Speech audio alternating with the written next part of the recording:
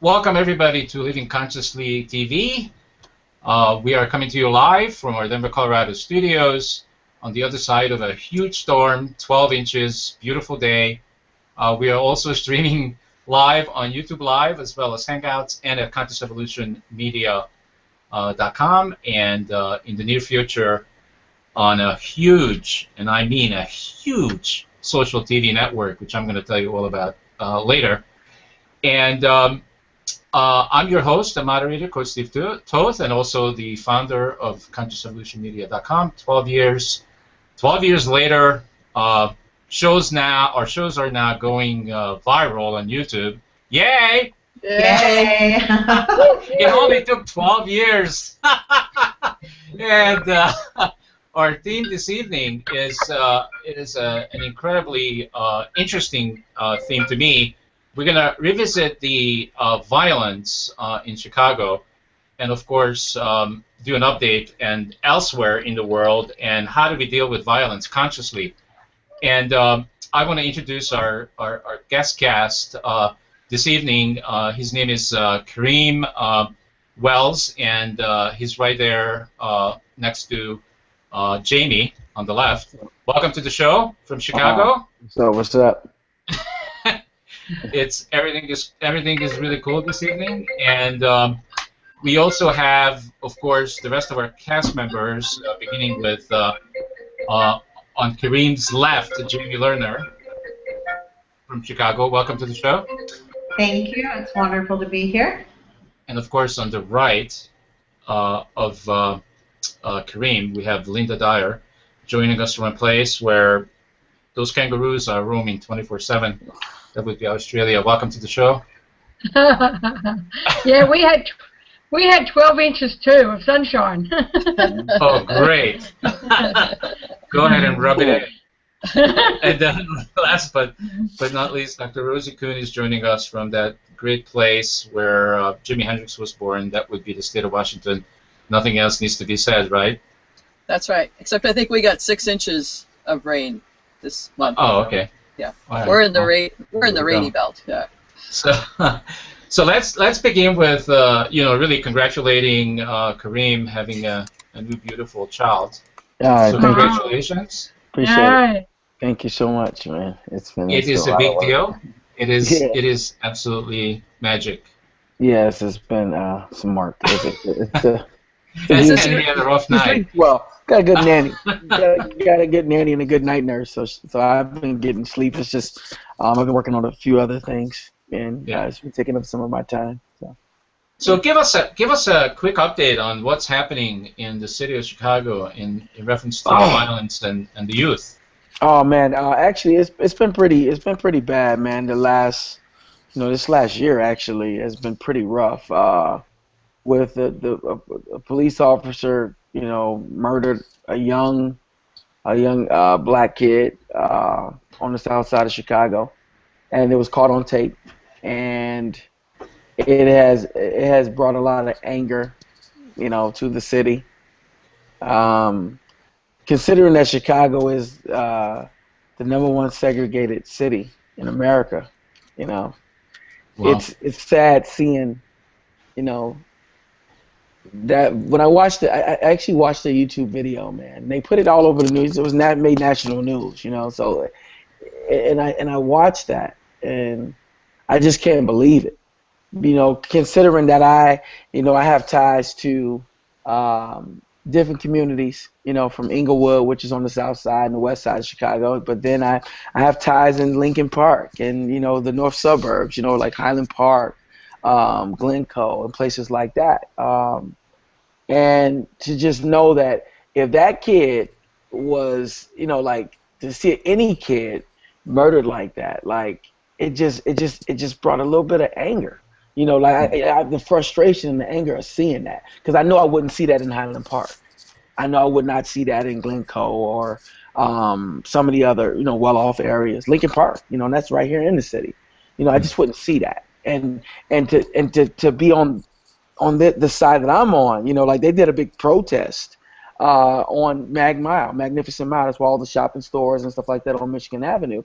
And I went out there with my no violence flag. I have this really big, huge no violence flag that I use, and I went out there because I didn't want to see, I didn't want the city to get torn up because of that ignorance, because of that one officer who made that mistake of, killing that young man like that. So I wanted to just let everybody know, it's still about no violence. Although he was killed violently, it's still about, we're out here. If you're going to protest, you don't have to protest violently.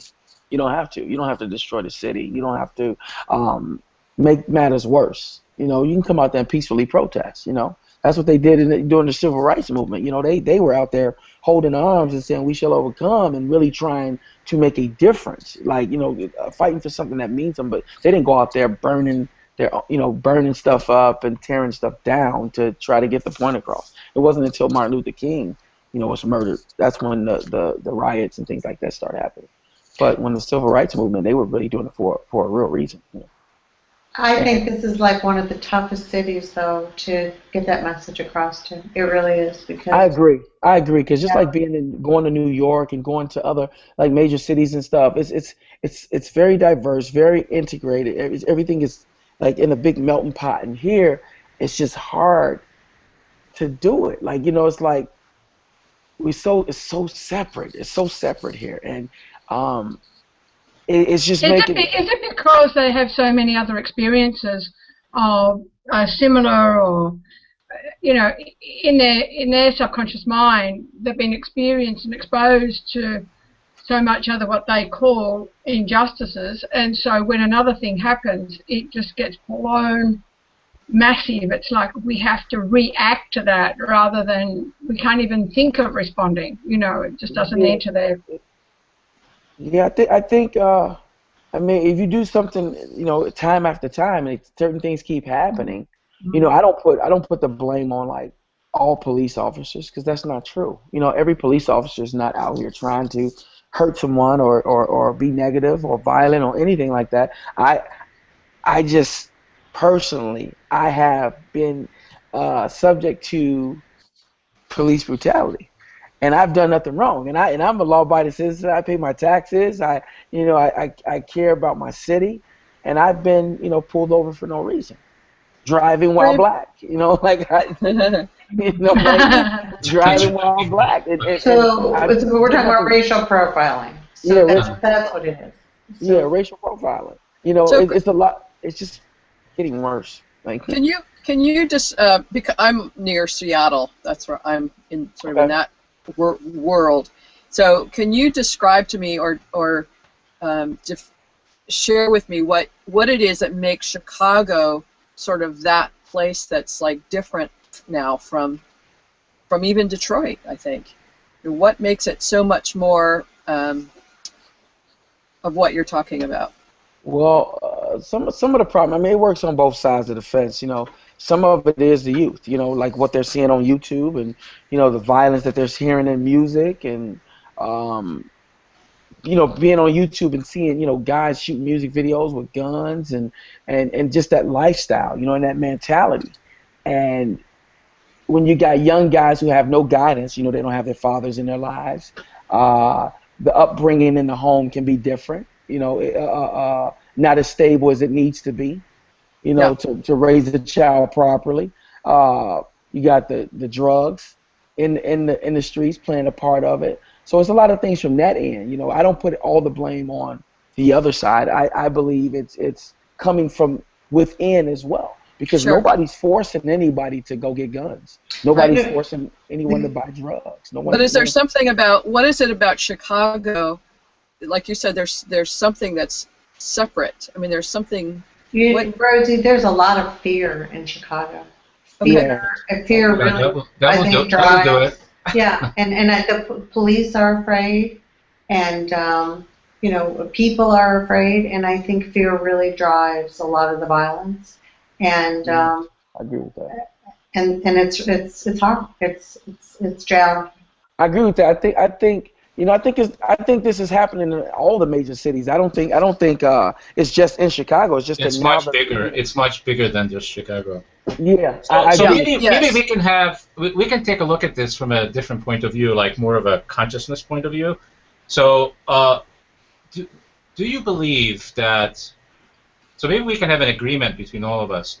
Do you believe that we create, all of us, our own reality, or is this stuff just happening to us? I think we're create. I think some of it is we're creating. I We're think it's creating it. both. Yeah. Yeah. Some of it is we're creating. Yeah. I actually believe that, and maybe all of you can share this, but I believe of all this work that I've been doing for the last 12 years that I personally I create 100% of my reality, I agree. and I attract everything that happens in my life. I attract it to me.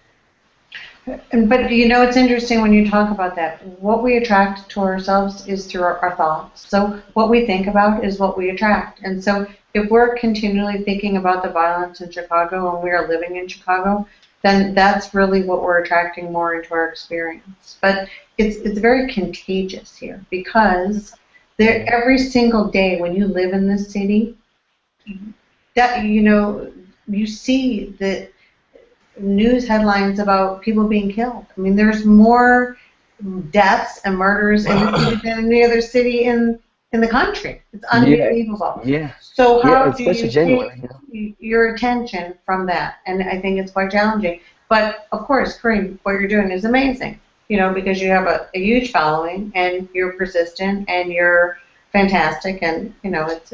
I just refuse to mentally let myself believe that this is all we're worth, like just killing one another and the violence and all of these different things. I refuse to believe that. I believe that there's a positive and a negative to this world.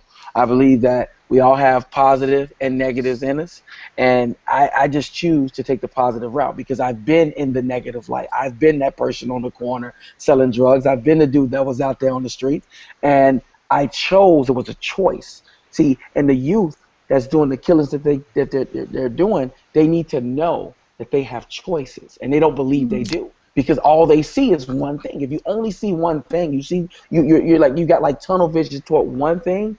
You're never going to think you have choices. Because I remember what it felt like being on the corner and on the block selling drugs. I thought that's all I ever had. But now fast forward some years later, I'm the owner of an entertainment company. I do bar mitzvahs. I invest my money in different things as far as real estate and things like that. I give back to the community. You would have never thought I'd be who I am today. So I think once I got out of the hood and the mindset, it also has a lot to do with your mindset.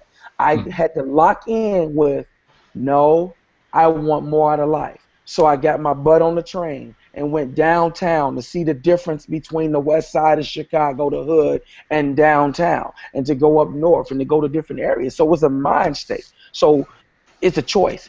Kids What was today, Kareem, what was the choice point? What was that moment that you said, I'm done? I was just going to ask the same thing. What was the catalyst? What was the actual catalyst that said to you, I have to change? Well, the foundation of it was always my mother, just being real. Like, my pops was never in my life. My dad was never in my life at all, period. Had nothing to do with me or my brother. It was the foundation came from my mother and her beliefs and her faith in God and in the spirit and doing what's right. She was always saying that to us no matter what, although I took the other route because I was thinking about money and, like I want to be able to eat. I want to be able to have more than one pair of shoes. But the ultimate thing that that it clicked, like made me want to get into music and producing and all that. My best friend, who was he was a drug dealer, and I was under him. I was one of his. It was my dog, and one of my road dogs, and he was kidnapped and murdered, and the last person he talked to was me, and before that happened to him, he was always encouraging me to go and do my music, to like do music and do something positive. You don't have to do this. I don't want this. Not for you. But when he got kidnapped and murdered, and I spoke to him when they had him, it changed everything. It changed everything. It just so why did he believe that you could go and change, but that wasn't for him? What did he see in you that you weren't seeing in yourself at the time? You know, like if I had to like just say it straight out, like right now, you know, I'm doing well financially. I have businesses. I have a talent. I can write. I can produce. He saw those things then. So the things that I have now is what he actually saw back then. You know, he saw those things, and that made me back then when he would say it to me. I was always a dude that I was a visual learner, and that's the thing I learned, you know, this year, you know, just being real. I was a visual learner. So if I saw someone do something like, if I saw you waiting tables at the East Bank Club, and I came, I would watch you and see exactly what you're doing, and I would study it and think about how you did it. How did you go to the tables? I would watch every angle, and I would put that into my soul, put that into my mind. And now, when I go do it, I'm gonna do what you did times 10, because that's how I survived all these years. I'm a high school dropout. I got kicked out of high school. I'm actually in school right now, getting my GED. Like I'm almost done. I'll have my high school diploma. And financially, do I need to go back to school? No. But I wanted a lot of things to happen. I wanted the kids to know that I never gave up. If you never give up, you never lose. It's that simple. There's no in between. Never give up, never lose. I don't care if it's 50 years.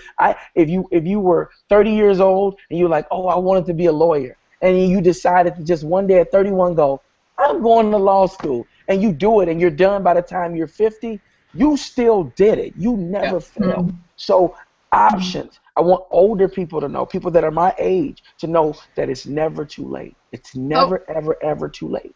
How old are you, Kareem? I don't know. I don't know my age. Well, you know, the greatest thing good is answer. he, you know, on Facebook, you know, Kareem posts videos of how he does on his GED score. So sometimes he passes and sometimes he doesn't. Yeah, And it's amazing. I mean, That's you just, awesome.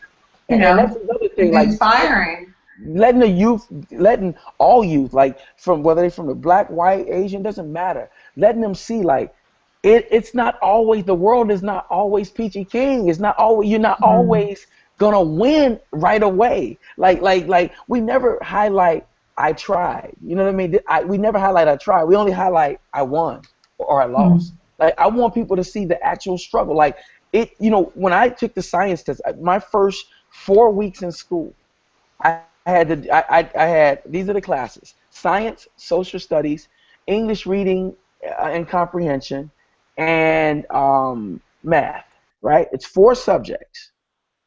I passed the first 2 in my first couple weeks in school. My teacher, my writing teacher, said she had me write a paper about my life then and now, and I told the truth from my story of selling drugs until now. I passed those tests because you got to pass all 4 to get your high school diploma. I passed the first 2 in the first couple weeks, and then I went and took the science test, and I was like, oh, because I hate math and I hate science. I'm just honest with it. I tell the kids the truth. I don't want to sugarcoat it.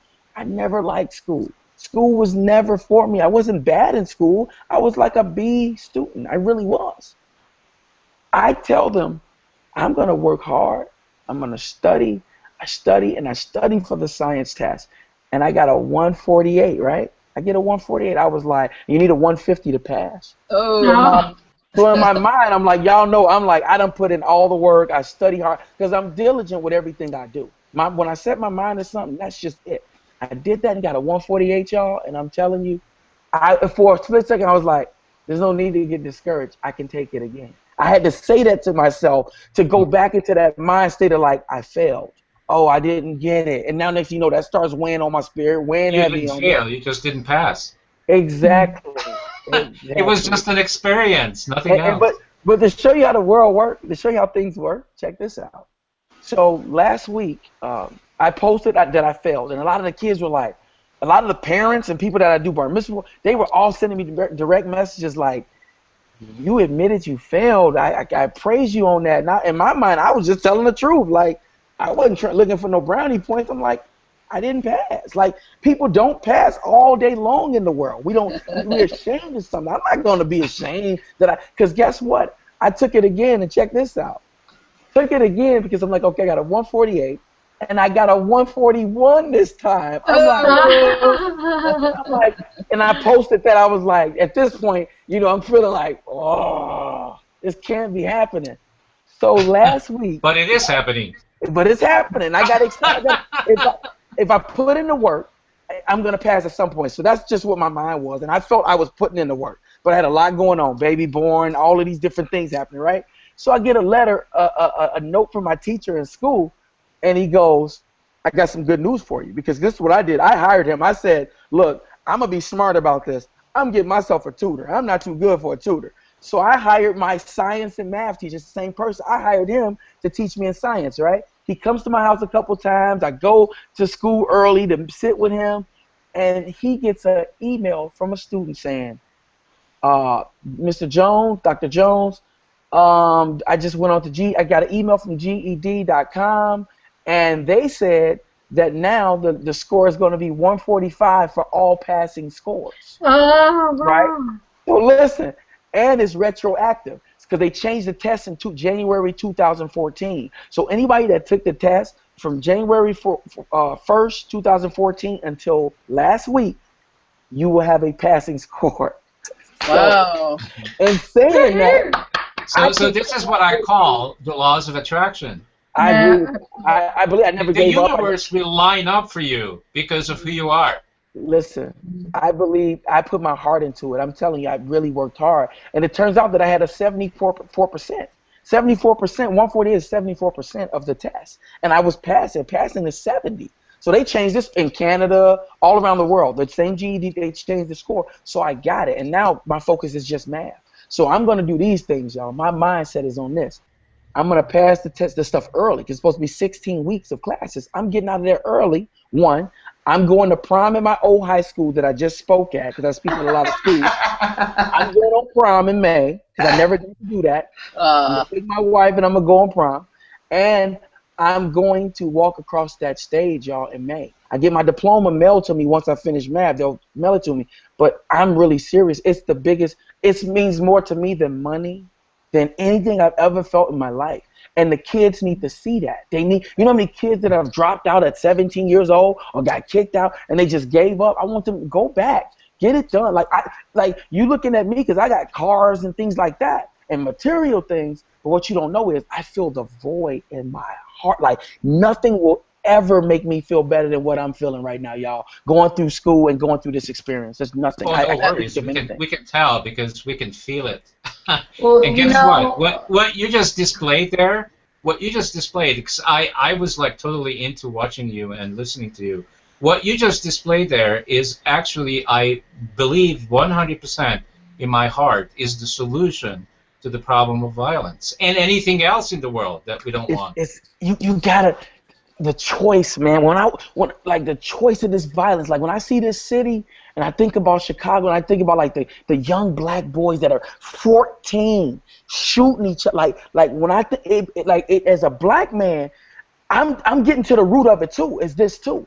Our black men gotta step up and be fathers and leaders for these young boys and girls. That is the truth. We cannot look around. You can't just keep pointing the finger at different people. We have our issues within our race, and all races do. We have issues within all races. So when I see if I saw a young white boy killing himself, I would have a problem with it. A young 14-year-old white, two 14-year-old white boys shooting, I would have a big problem with it. So it's not just a race issue, it's a people and a human being issue. Like we're not animals, we're humans. We're human beings. And I don't want to use the past as an excuse to why I'm doing what I'm doing. Like, I don't want to use, like, I sold drugs, and that's how I knew how to make quick money, so I'm going to go sell drugs and do that right now. That's what I knew from the past. No, I'm going to work hard. It takes time. Things take time. This violence can be addressed, but we got to start with the root. You know, like I said before, the mayor did this big campaign about put down the guns. Put down the guns. Brother, and I told him this to his face, like when I ran into him. I said it in a respectful way. I said, you know, Ram, before you can tell the kids to put the guns down, find out why they picked them up. And when you do that, address those issues, because that's going to stop them from picking the guns up. And you don't have to tell them. Not only that, Kareem, we have to stop resisting that they picked it up. Yes. We have to be able to let that go. And because look around. I mean, that's why I'm trying to have this conscious dialogue. It's like all the things that we declared war on, including violence. How is that working? It's not working, is it? No. Mm-mm. I We think declare it that we don't want it, but guess what? The more we talk about it in that concept, the more we attract to ourselves, the more violence is happening. well, we gotta believe it too. We gotta Oh, believe absolutely. that it's So We can't just Kareem, say it. I mean, I am learning that day after day these days that it's really not what's coming out of my mouth and what's coming out of your mouth is very important. But guess what? It's how the energy that we are having and the belief that we're having about what we say is what matters. I don't think the Well, universe you know, understands language. no, and it's interesting because Kareem walks his talk, because Kareem doesn't need to be involved in any of this. This is an extremely successful man that deals with extremely high-profile people every single weekend. He could have been so out of here. He could have never turned his back and just kept going up the social ladder, and he didn't. I mean, it's unbelievable. So, no, I have to do this. Thank you, Jamie, for no, saying it's that. true. It's The truth is, I can't, y'all. Like real talk. I can't. Like, money doesn't make me a man. Like, when I think about, like, when I was homeless, sleeping in my car. You know what I mean? Like, I think about that to how I live now, and I go, I was still a man. That felt something. I felt something. Something made me go, keep going. Don't stop. Keep going. And when I got to the place I'm in right now, to this day, I'm going, give back. Help change things. Let them see you, Kareem. They got to see me. And this is why what I told WGN and what I'm telling everybody. They got to start promoting more. If you show more positive things and you start, people will start believing it. They will start believing it. They will start going, our children will start going, that guy is positive. Oh, so positive is being cool, because the truth is, being positive ain't cool. Did y'all know that? In the hood, being positive just ain't cool. It ain't a cool thing. You can see No, it like I haven't been negative for so long that I forgot. You know, people, being positive ain't cool, you know, so people think that, and they think, okay, like, just even like with girls on the internet and stuff, like flashing their body parts and doing all these different things, they think, oh, if I do this, I'm going to be accepted. I'm going to be a star, because that's what the world is showing. The world is showing that. Like, no offense to Kim Kardashian. No offense to her when I say this. But what did Kim Kardashian really do that she's famous? What did she really do? And I don't know if y'all know, but she did a sex tape. She did a sex tape that they sold to the media to put out there. So now every little girl, young teenagers are running around, riding around, trying to pull their phones out to do the same thing, because they believe they're gonna get fame, they're gonna get noticed and be loved. Like, I gotta tell y'all, like, I'm not down with the entertainment mindset, the entertainer's mindset. I don't believe in that. I've made my mistakes. I've done some things in my lifetime, and I can admit them. But I will not surrender to what the world is saying we gotta be. I don't believe it. Yeah, I just don't believe it. well, Like, and his music is really positive. So Kareem has music and music videos and CDs, and it's all really positive, and it's really it's gotta be awesome. positive.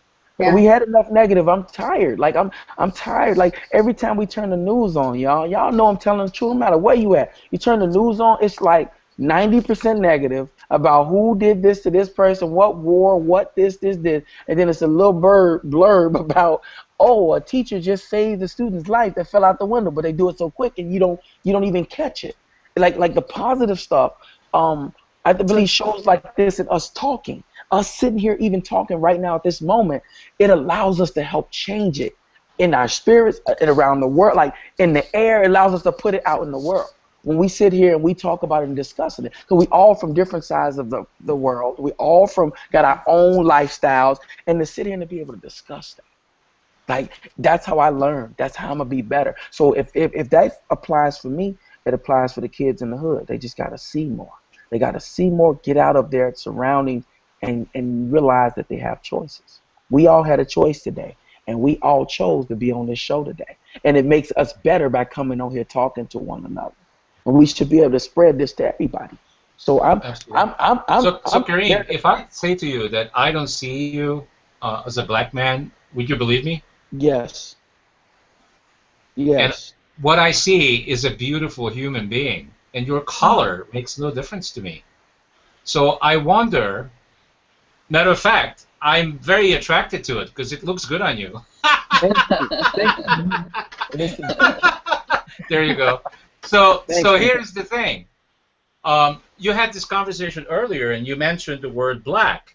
Do you think if that conversation was changed as much as possible, that you don't talk about yourself as black, do you think that would make a difference? Because I don't. For me, that's not necessary. That means nothing to me. It doesn't activate me. But perhaps a lot of other people they'll be activated by that when you say, I'm a black man. What do you think about that? How do you hear that? I think people are gonna always, like, at the end of the day, we're gonna see what we see first, like what we choose to see first. It's a choice again. Is that word choice? But If I you don't see the black man first. I see a because beautiful human being. and because you're choosing to do that, you're choosing. But it's so many people, we choose to see color. Like you like, just like seeing a woman's beauty. Like I can look on and be like, "These beautiful women." You're gonna look and see that. That's what we're so programmed and used to. Especially here in America, we used to seeing color. It was like, that's just what it is. You see color. You see like, that's what it is. Now, it's how you react when you see color. Well, because when I go to Highland Park and I'm pulling up to this big mansion house, I personally don't go in and be like, oh man, these rich white people or rich Jewish people or whatever you want to say. I don't go in there saying that. I go in there and be like, these people cool, like they nice house, they cool. Because I'm in that world. When you're around it enough, if you're around black people, you're around white people, and if you took Chicago and made it a big melting pot of everybody, like how New York is like a big melting pot of Jews with the blacks with the Christians, the blah blah with the blah blah, and everybody just getting it. Everybody just trying to get it and put out the energy of, I'm an entertainer, I'm a lawyer, and everybody's getting. You go to a club, it's everybody. But when you come here in Chicago, But part of that is because when black people kill black people in Chicago, you hear about it, but nobody really cares. But as soon as a white person gets killed, oh my God, you hear so much about it. And so the media has really created the division in Chicago more so than anywhere else. And that's what people are really angry about, and rightfully so. But you know what, Jamie? I know a lot of which is such a beautiful thing, and I'm trying to, like, with the different organizations that I've been partnering with, what's beautiful is it's a lot of women and mothers in Lincoln Park with kids who go to Latin, Parker, Bezades, which these are like prestigious schools here. Their parents, their moms are like, I want to see a change. I want to see a change. And I tell them, you got to get up, get out, and go. Because there's so many people speaking about, like, oh, they killing each other and I'm scared. And, oh, nobody protesting when a black person kills a black person.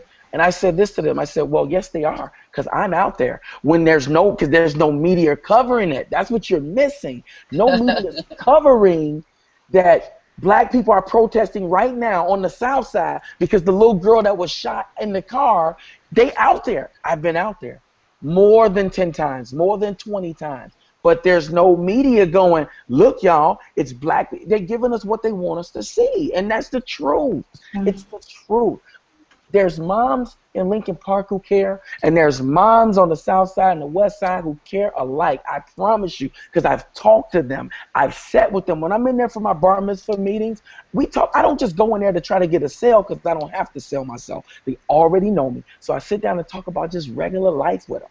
We just talk about everything, and then we get to talking about, like, how Jewish people and black people used to be like this during the civil rights movements. Like, we got to go back to how it used to be. Use the past use the positive things from the past to help with the future. Don't use the negative things like, oh, the N-word and the people used to get hung and bring all that stuff up here. No, bring the positive stuff up here to help us grow and get past 2016 so we can make 2017 better than anything. It's going to take this, what we're doing right now, It's going to take me when I'm talking to people at Misfits, and Jamie, if you're talking to different people on your end, and all the other panelists, everybody on here, we all got to keep doing it and stick together. We've got to stick together with this, or it's not going to be any change. We got to come together. It's fear. You said it earlier, Jamie. A lot of the moms, they scared to go on the South Side because of what has been pushed to them by the media. Because if you go out on the South Side, they're not just standing around shooting one another, y'all. That's not the truth. It's not the truth. It's so many black people in the community who are like, this nonsense got to stop. This gang banging, the killing of the babies. I'm tired of this, but they have no support from the city. They have no support with the program. The media is not in charge of me. I actually disconnected cable TV because I don't watch that stuff anymore. I couldn't care less. That's why I was asking you at the beginning of the show to give us an update, because if you asked me to give you an update what's happening in Chicago right now, I wouldn't know, because I disconnected myself from that stuff because I don't have it's not something that I want in my life. Well, you know what, Steve? Well, I've traveled all over the world, and as soon as I tell someone I'm from Chicago, the first thing they do is they say, "Bang bang." Yeah, bang it. bang. That's what they say. Bang bang. Scared? They're like, "Aren't you scared?" And you be like, Yeah. No, because it's not like people just standing on the corner shooting each other. But there is a perception, which is interesting, and it's fueled by media. It's good that we're not fueling that here, but yeah. Yeah, but Chicago is such a powerful city. Like, we got to put an end to it. We got to put an end to this violence, man. Like, an end to the stereotype. Like, this gangster thing. Like, this whole gangster, like, violent city, and it's known for it. Come on, man. Like, bring the cameras in here 24/7. Keep the cameras rolling 24/7, and let's really see if it's really that many killings going on, and if that violence really exists in the way they putting it out there. It's not like that, because I got relatives that live out. I can call them right now. Did anybody just get shot? They'll be like, well, no. Well, I think we made the headlines today, though, in Chicago. Yeah, we did. We did. Yeah, the headlines were, and they were terrifying. January was the highest of all time, record-breaking of violence. Yep. I got it. Stephanie, my manager, sent it to me today, and I got it and said I refuse to surrender to this. I really do. I refuse to accept that, because it hurts. It hurts to see, all people, but when it's your race, like, I don't care who you are. If it was white people and you saw all white people just killing each other, and you saw this big dark cloud over white people, you would just be like, your heart would go out for it. That's the truth. Kareem, we've been doing that for thousands of years. White people have been killing each other for thousands of years. What else is new? So the solution that I see, I'm gonna go out on the limb and say, the solution that I see is to have people become aware and conscious, because I don't see any other solution, because everything else that we've been doing and trying is not working. No, it's not. It seems to me, and I grew up outside Detroit, and my dad was a physician in Detroit, so like pretty bad place. Yeah. But what the stories that I love to watch are the stories where teachers are bringing in music or athletics or something or dance, where children in the inner cities are getting fulfilled. Like you're saying, there's a fulfillment that happens, like with you getting your GED, that place of discipline for the sake of something bigger than yourself. Yep. And so when you're talking about what you're talking about, Kareem, that sense of how do we bring in, and I don't know the solution, but that sense of what inspires people to not pick up the guns, like you said, and when children pick up instruments, or they're dancing, or music, whatever that is, that seems to be the place where there's a sense of that fulfillment. Yes. And I'm pretty ignorant about all this, but I just wanted to say. No, you're not, Dr. Rosie. Come on. I mean, this is all about, are we feeling good or are we not? I mean, come on. Jamie has been saying this on the show for 4 years. but in terms of... there's nothing else that's more important we have to be important enough to ourselves, that we care enough about ourselves that we want to feel good instead of feel bad. No, Yes, and so listen. my point is basically when people That's how are simple doing it things. is. Yes. Okay. This is not complicated. All right. I'll take it back. I'm not into it. You know, Dr. Rosie, like you just touched on something. You mentioned sports and you know playing instruments, and that plays a big part of it. Plays a Yes. huge part of it. They've stripped down the school systems and they've taken music out. They've taken some sports in some schools. They've taken out the band classes and the thing that the kid needed, that the kid feels very good about. They've Their taken that away, creativeness. and just Yes. now it's just about just learning the books, just coming to Well, wait a learn what second, they wait a second, hold on. Actually, it's about, can the kid get to school safely? That's what it's about first, because I gotta tell you Yeah. something. A lot of these kids can't even get to school without the crossfire. Yeah, So- that's true. Let's get to school. And then once they're at school, is there any hot meals for them? Do these kids, Yeah. because a lot of these kids aren't even eating at home. And I they're mean, not eating at so- home. I mean, forget about school. Let's just talk about getting there and maybe eating something, and then maybe school. And then, I don't know, what kind of school supplies? No, there aren't Yeah. school supplies. Yeah. So, in some ways it is kind of complicated. It's complicated. It's definitely complicated. Once And the I'm kids- wondering if it's also like what I experienced in Uganda, because getting to school and getting home from school was the biggest issue, especially for some of the girls who just didn't make it home. And then, the singing and what they did, or what they could do, it was just phenomenal watching how rhythmical they are, how beautiful the music is, how it was just unbelievable. But it wasn't in school. We saw that after school, in their villages. After school etc. programs, man. After school, like if you had after school programs in every school in the city, like kids would never go home. The kids, and they'd be like, "I'm staying here." Like I'm staying because they feel love, they feel the excitement, the spirit of music, the spirit of art classes after school. They would never go home. They stay. Because I remember being in some after school programs. I just wanted to stay. I would have spent the night. Give me a sleeping bag and I would have stayed. But you take that stuff away, now they gotta go. They had scared to go to school, walk to school, and now after school I gotta be scared to walk back home. And then I get home, mom and daddy ain't there because mama gotta work, daddy ain't never been here. So it's all those pressures building up, and it's creating anger, and it's creating fear. The things that, and those are very destructive words. Anger and fear are very destructive. And it's in a group.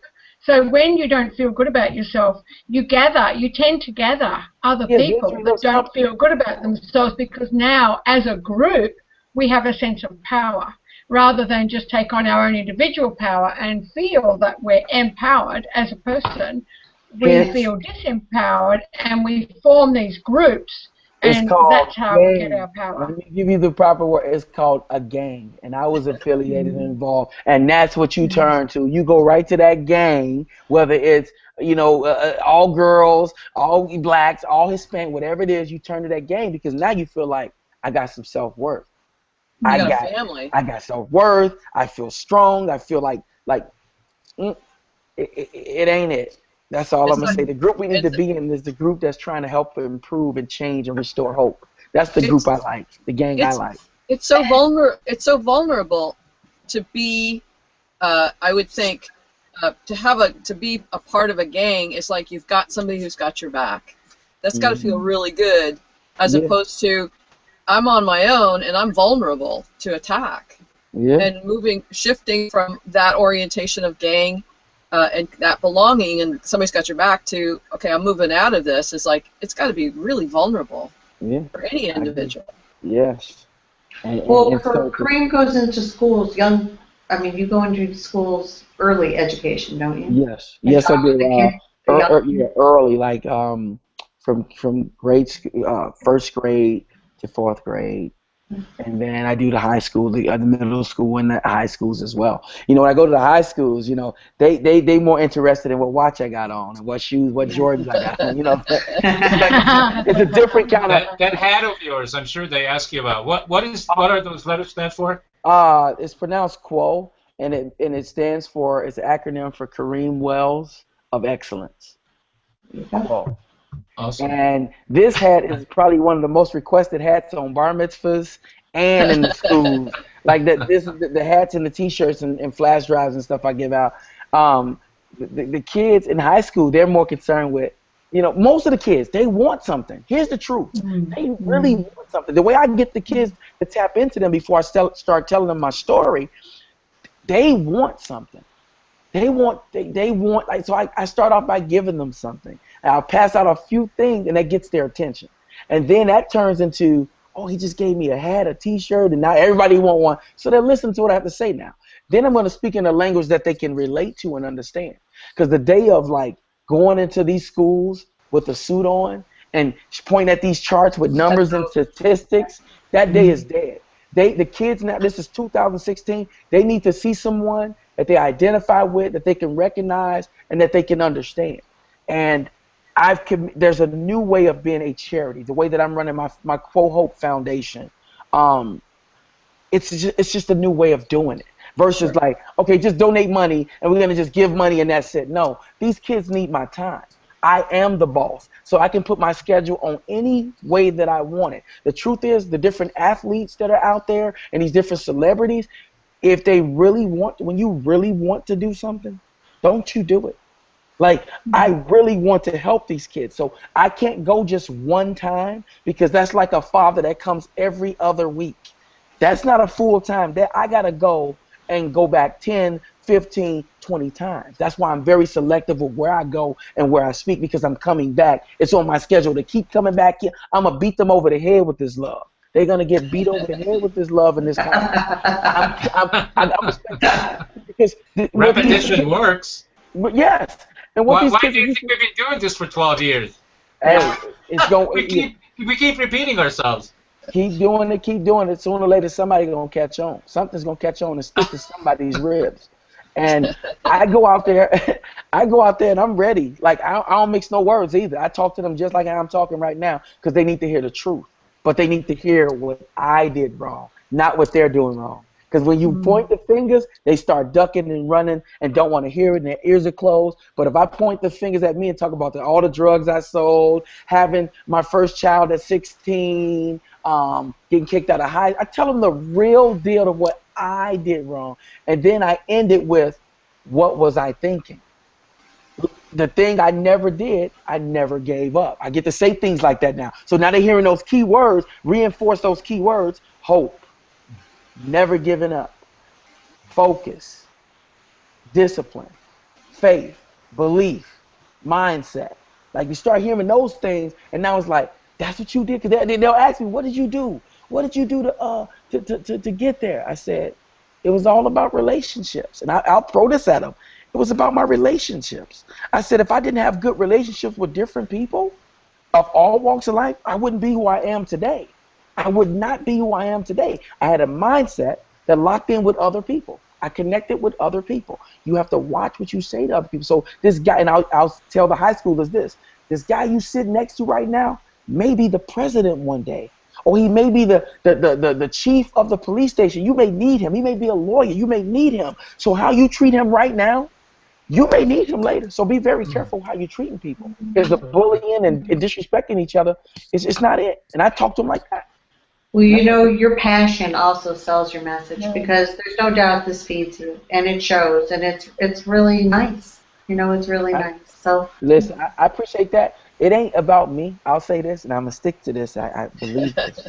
I believe this. I believe this from the depth of my soul, y'all, in my spirit, that it is not about me. We are all vehicles.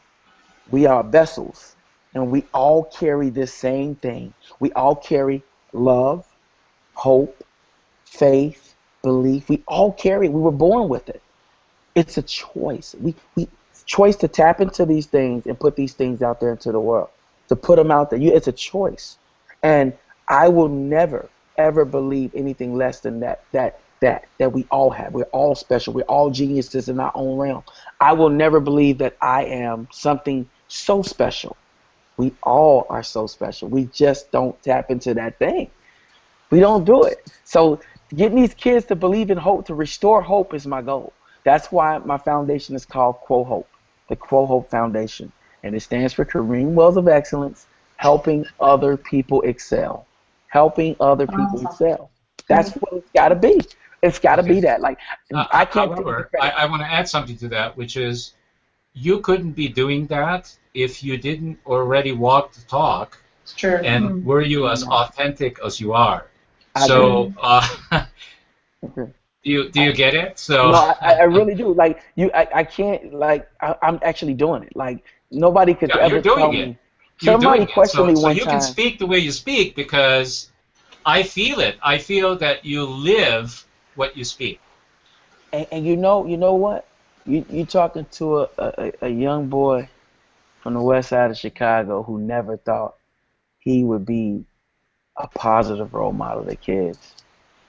I never thought in a million years, y'all, that I would make my mother proud, because I don't think people ever understand this. And every time I think about it, like, I never knew that I could be this person. The responsibility of who I am, I'm not going to change that for nobody. Because I know, like, my mother and just different friends and people like that depend on me to be positive, because I might get them through something. My friend who I lost, every time I think about it, he believed in me when I did. I mean, I can't begin to tell y'all the feeling of that feeling, that weight and that responsibility of what my friend Chief, he believed in me. He loved me enough to show me how to make money on the streets, and he loved me even more to pull me out the streets and say, this is not for you. You can't do this no more. I want you to go to the library, study music. He believed in me to have that happen, and to not really have a male in your life, that a positive male role model in your life to really push you like that. So now that I have something. Is that what you're being? Is that what you're being to all those kids out there in the schools and in the streets? That positive role model? Is that what you are aiming for? Yeah. Yes, I have to be that. It's You're not doing about, an amazing job. It's not about how many bar mitzvahs I do. It's not about how many bar mitzvahs, how much money I make. And Kareem, what I so appreciate is that you believe in every single one of the children in the world. Basically, you see the brilliance in every single one of those children, and so you become an advocate for all of us. Because somebody saw it in me. Whether he was a good or bad person in other people's eyes, he chose to see that in me. And so I have to do the same thing. If I don't, I'm not being a man. And that's the thing I really learned. Like, if I don't push and strive for greatness and show the kids that they can do the same thing, just look at my life. I did it. Yeah. And whether it's a kid in Highland Park who's addicted to heroin or whatever, they can overcome it. And I believe that. Like, I believe it for all kids, all children, all walks of life. It's not just one-sided. Yes. And I don't know why I was chosen, but I got a feeling God got, he has a really big plan for me, because this is not what I would have never thought this in a million years, that I would be in these shoes. Like, so I don't take it for granted. I don't take anything for granted. Having a roof over my head and all those things, because I know what it's like not to have. I know what it's like not to have one dime. I understand what it's like to live check to check. And I respect life. And these kids and these boys and girls, when I go and I see their faces, there's nothing in the world that could ever, I couldn't see myself do anything else. I don't care about being famous or being well known or any of that. I care about being out there, going to the Peace House. I'm involved with this one place called the Peace House. They built a house in the hood, in Inglewood, remodeled the house, made it a community in the hood where there's drug dealing going on around, but that one place is so peaceful. Y'all can look it up. It's on the south side.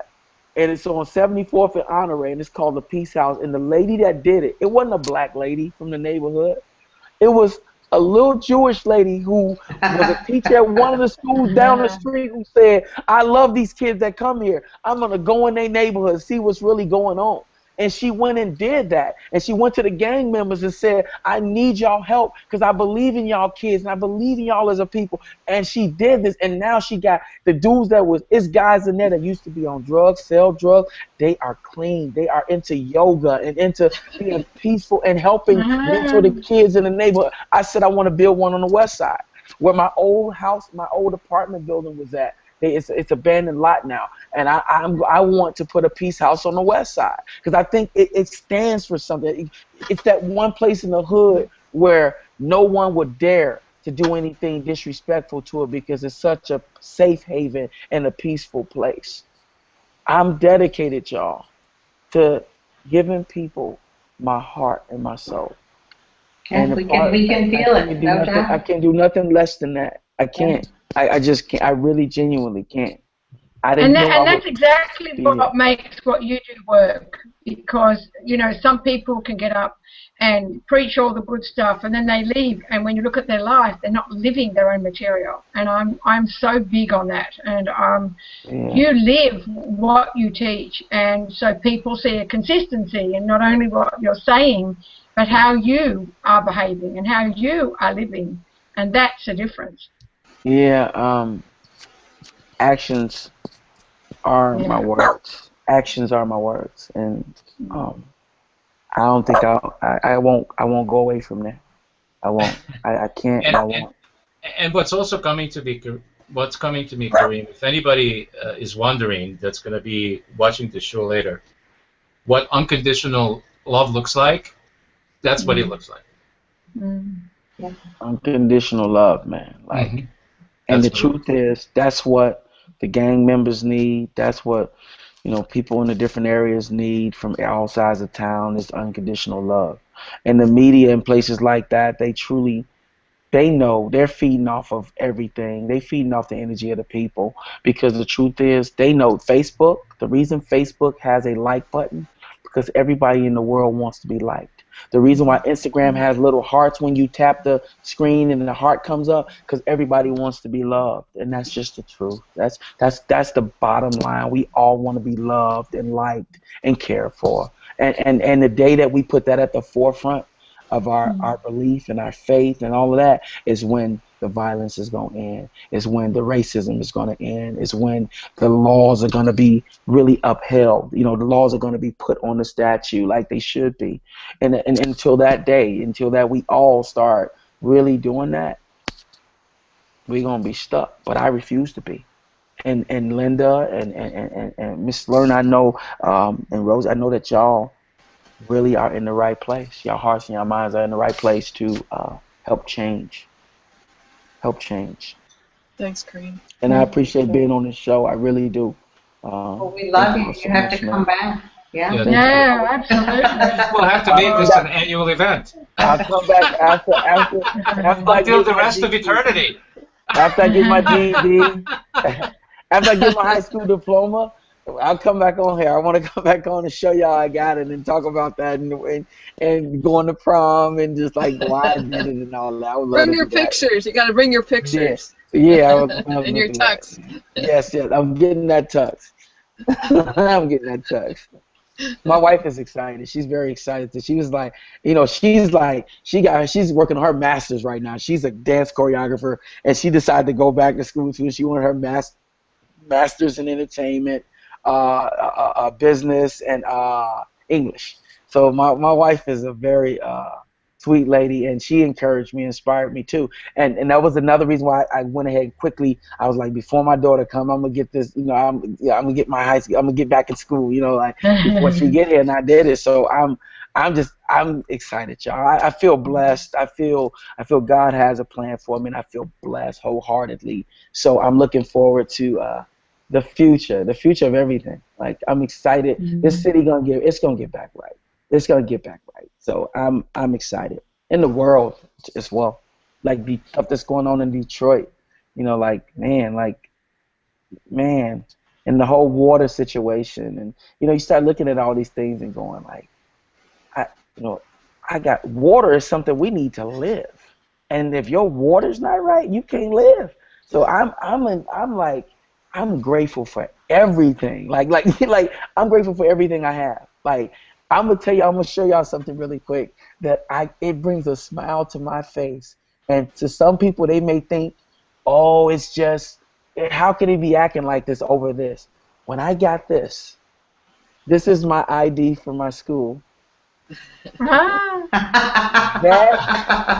was when I got this, it was like somebody handed me a black card and said, like, to see me on the school ID and student under my name, and I can't believe it, y'all. Like, have y'all ever just felt something that you got to do something? Oh, I got to I'm making up for lost time, to be back and to be able to right my wrongs, y'all. I can do that. I'm doing that. Like, and can't nobody take that from me, man. So my next music project, this is the album cover. Awesome. So the name of the project is called, I have one song already, and I'm doing like 5 songs as an EP. The name of the project is called GED. G period E period, and it stands for Getting It Every Day. Getting it every day, like getting up and doing something in my life. So it's just gonna be GED, and I got 4 songs in there about. I got one called GED, and then I have a couple others. One called America, and it's just talking about getting out, doing better, being better, and what I actually do. Like my everyday going to speak to the kids. It's gonna be a real creatively done. We've been working on it really hard, and it's a positive record, and I'm excited. I can't wait to put it out. I can't wait to finish the record and put it out. So that's I'm happy for that, because that's like to put that out there to people. That's really terrific. Really terrific. About it. Well, guess what, folks? Our conscious hour is over, as always. No. I'm sorry. So, Kareem, I want to really acknowledge you for this awesome human being that you have become, and I really mean it deep in my heart, that you really figured out how to love without conditions, and that's like huge. Totally huge. One of the biggest things that I can think of that we can do as human beings to learn how to love ourselves and one another without conditions. So, I love you, man. I love you too, man. I love y'all, man, for real. Remember, I want that love. You can say it as many times as you want. I need that love. Makes me feel good. It really rolls off very easily from my tongue. So, because there's nothing that makes me feel better than loving you and the cast and everybody and myself. I mean, what else is there? So I want to acknowledge the cast as always. Jamie, thank you very much for being who you are and who you've been on the network. We're gonna be going to some new places very soon. I keep talking about it, but I can't announce it yet because I'm actually contractually agreed that I'm not going to release anything about it, so I can't do it until I can.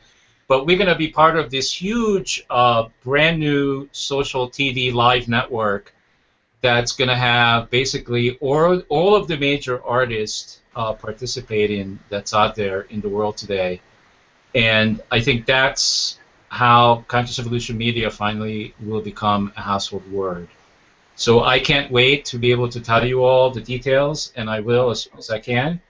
So Jamie, you have been absolutely awesome. You've been with us on this show for 4 years, and the reason I want to acknowledge you for that is because, me doing this for the last 12 years, I have, cast members and hosts quit left and right, and what I love about you is that what Kareem has talked about, which is you never give up. Mm-hmm. And I truly in my heart believe that for us to do the work that we do, we can't give up. So Thank you. Thank you. I love you. I love you for I that. love And, you. And this has and been you've been so telling me for fun. 4 years now that what's important in your life is that you want to feel good moment to moment. And That's it. just about a year ago, I finally got that. So repetition works.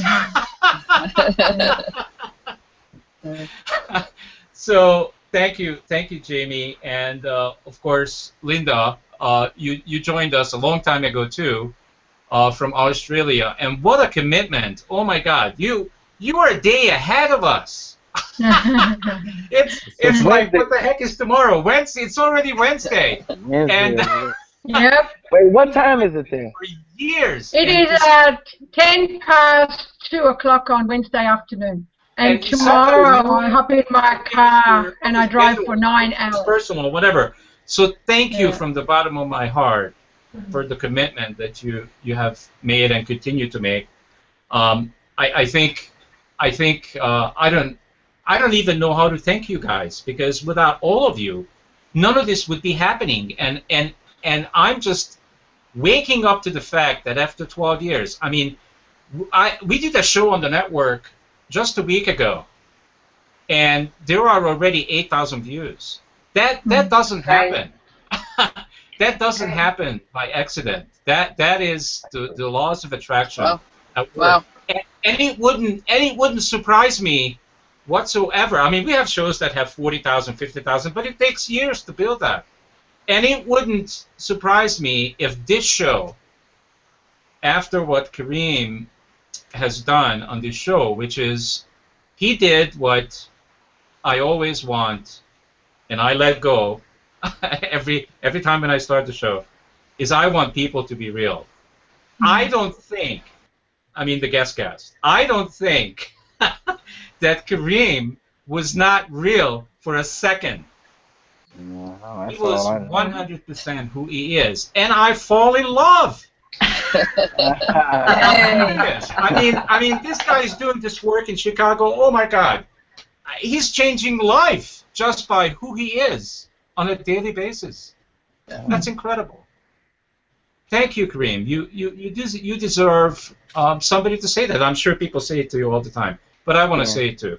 So Linda, you're being absolutely fantastic, and thank you for sharing yourself all the time. And Dr. Rosie, you're helping us out. I mean, oh, come on. Because we have this revolving door around Living Consciously TV and all the other shows that we do on the network. People come and go. It's just the way it is. I came accustomed to it. And Rosie, again, I want to thank you for your dedication. Thank you, Rosie. You know, it's like we can call on you and have you come in and help us out time to time.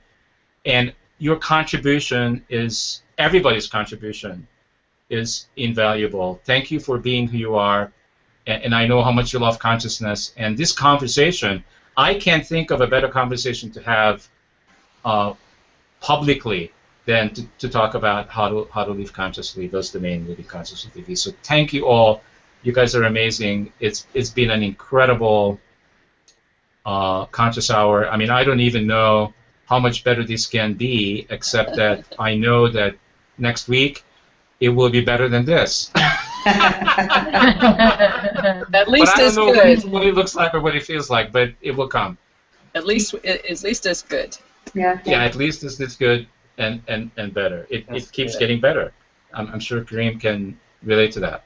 Yes, so sir. Thank you all. You've been awesome. Wow. I don't even know if I can go to sleep tonight. So I have goosebumps all over.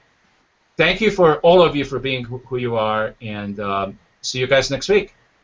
Yeah. Bye-bye. It was Bye-bye. great talking to everybody. Thank you. Thanks, Kareem. Oh. You're welcome. Thank you, guys.